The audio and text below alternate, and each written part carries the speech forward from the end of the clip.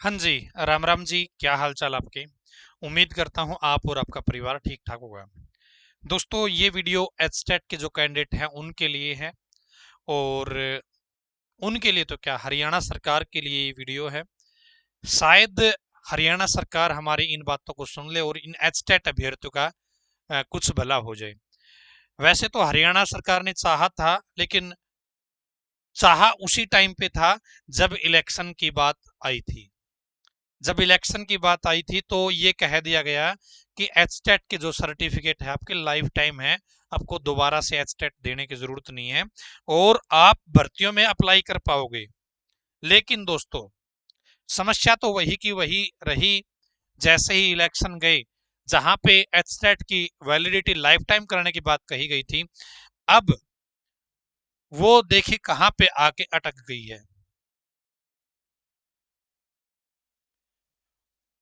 HTET आजीवन वैधता से सरकार का इनकार, हो सकती है 10 साल। ये 10 साल भी इसलिए कर रही है, सोच रही है इसके बारे में, इसके ऊपर भी किया नहीं है अभी तक। ये जो हमारे शिक्षा मंत्री जी हैं, इन्होंने कहा था, कंवरपाल गुर्जर जी हैं शिक्षा मंत्री हरियाणा के। इन्होंने जब इलेक्शन थे, आपके इलेक्शन से पहले ही स्टेटमेंट दी थी कि आप चिंता मत करो, आपके एस्टेट का जो कागज यदि आपके पास है, सर्टिफिकेट आपके पास है पास का, तो वो लाइफ टाइम हो गया, चिंता मत करो आपको। ठीक है, टेंशन मत लो। जैसे ही इलेक्शन चले गए, वो नोटिफिकेशन भी नहीं आया। और आज ये अखबार में, जैसे इलेक्शन से पहले अखबार में खबर आई थी और इन्होंने एक इंटरव्यू के माध्यम से बयान दिया था, आज अखबार में ये बयान दे दिया कि हमारी जो सरकार है उसमें लीगली कुछ इश्यू आ रहे हैं, हम आपके कागज को, एचटेट के सर्टिफिकेट को लाइफ टाइम नहीं कर सकते। हाँ, 10 साल के ऊपर अब विचार चल रहा है। 10 साल के ऊपर अब विचार चल रहा है। यार, ये एचटेट वाले बच्चे, इनके सालों, जो साल है वो खराब हो जाते हैं ऐसे। इन्होंने एचटेट पिछली बार नहीं दिया होगा, तो अब इनका एक्सपायर होने वाला है, या कुछ बच्चों का तो हो गया है, तो कैसे काम चलेगा।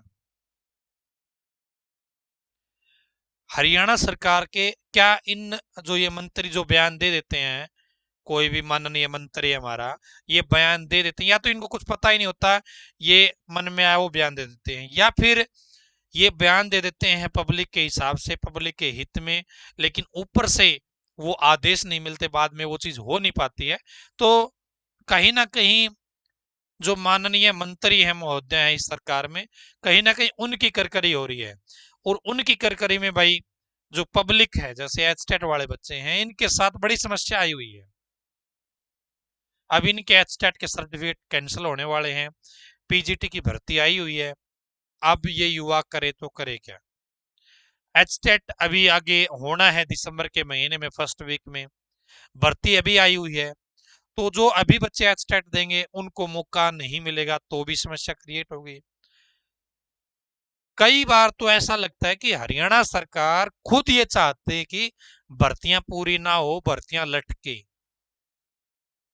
क्योंकि इतने इश्यू इनके अंदर रहते हैं। बच्चों को, युवाओं को कोर्ट में जाना, कोर्ट की शरण लेनी पड़ती है, क्योंकि जब बच्चा इनके पास जाता है पर्सनली, तो सुनवाई तो होती नहीं है। तो बच्चा भाई और करे तो करे क्या, उसको जाना ही पड़ेगा कोर्ट में, जिसके कारण भर्तियां लटक जाती है।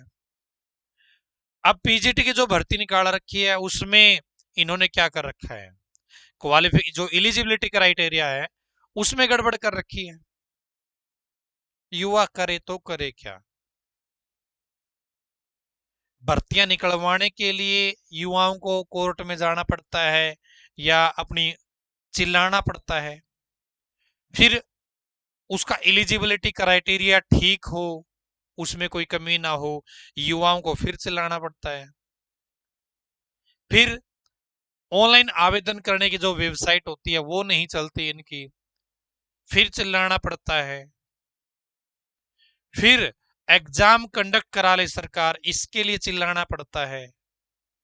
फिर एग्जाम का रिजल्ट आ जाए निकलवाने के लिए, फिर चिल्लाना पड़ता है। फिर भर्ती का अगला प्रोसेस जल्दी हो जाए फिर चलाना पड़ता है, फिर भर्ती का फाइनल रिजल्ट सही ढंग से आ जाए उसके लिए चलाना पड़ता है। युवाओं को यार, युवाओं का एक ही काम होना चाहिए, यदि हमारी प्रदेश सरकार सही ढंग से काम करे तो भाई आप पढ़ो, यदि आप में योग्यता होगी, आप अच्छे ढंग से पढ़े होंगे तो आपको नौकरी दे दी जाएगी। लेकिन यहाँ पे क्या, युवा अपने आप को प्रूव करने के बाद भी सड़कों पे धक्के खाते हैं। ये सिस्टम कहाँ तक उचित है? तो एक तो ये जो बच्चे मेरे पास बार बार मैसेज कर रहे हैं कि ताऊ जी आज हमारे माननीय शिक्षा मंत्री जी ने ये बयान दे दिया है।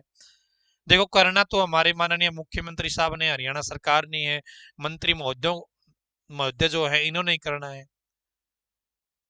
लेकिन मेरी तो सरकार से एक रिक्वेस्ट है कि इस तरीके से सिस्टम अच्छे ढंग से नहीं चल पाता है और इसमें आपकी भी करकरी है, बच्चे भी परेशान हैं। तो ढंग से निर्णय लिए जाने चाहिए, पब्लिक के हित में लिए जाने चाहिए, युवाओं के हित में लिए जाने चाहिए। ऐसा कदम ना उठाए जिससे युवा खुद ये चाहे कि हाँ यार सरकार ने कमी छोड़ दी, या विपक्ष आपके ऊपर आवाज उठाए, विपक्ष किसी कोई कमी निकाले और वो कमी जायज भी हो। ऐसा आप क्यों करते हो? आप भर्तियां निकाल भी रखी है, भर्तियां आपको करनी भी है, फिर आप वहां पे अपनी छवि सही ढंग की क्यों नहीं बना पा रहे हैं? इतने जो ये सोशल मीडिया पे सोशल एक्टिविटिस्ट है, जैसे श्वेता मैडम है, वो बार बार आपको मतलब वीडियो के माध्यम से, सोशल मीडिया के माध्यम से आपको बताती है, वो आपके सैलरी पे थोड़ी रखी हुई है, लेकिन फिर भी वो ये चाहती है कि भाई सही ढंग से काम हो, ताकि भर्तियां सही ढंग से चल सके, केस ना हो। लेकिन कब तक ये बच्चे इसी तरीके से ये प्रोसेस चलता रहेगा? कम से कम जैसे जो सोशल एक्टिविटिस्ट है, जिनको ज्ञान है इन चीजों का, उनसे आप सलाह मशवरा करके ढंग से काम कर ले, ताकि भाई कोई समस्या ना आए भर्तियों में, आपका भी नाम हो, हरियाणा प्रदेश स्तर का भी नाम हो। तो ये एक अपडेट थी भाई आपके लिए। अपडेट क्या, एक रिक्वेस्ट है सरकार के लिए कि कर दीजिए इन समस्याओं का समाधान, ताकि ये बच्चे अच्छे ढंग से तैयारी कर सकें। पीजीटी की भर्ती निकाले तो सिलेबस और पैटर्न नहीं बताया गया, कोई नया सिस्टम इजाद कर दोगे, बच्चे फिर कोर्ट में और सिस्टम पे आवाज वो करेंगे, चिल्लाएंगे। अभी से आप पैटर्न और सिलेबस क्यों नहीं जारी किया अपने सिलेक्शन प्रोसेस? क्या कहूं मैं, कितनी बात कर लो इन चीजों की। धन्यवाद।